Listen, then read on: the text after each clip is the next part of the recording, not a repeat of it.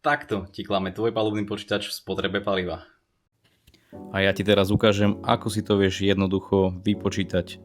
Sadneš do svojho auta, naštartuješ, keď máš automat ako ja, hodíš tam Dčko, vyberieš si pumpu, ideš natankovať, samozrejme to dávaš doplná, následne si zresetuješ počítadlo prejdených kilometrov, vyresetuješ si taktiež palubný počítač a ideš sa s tým previesť.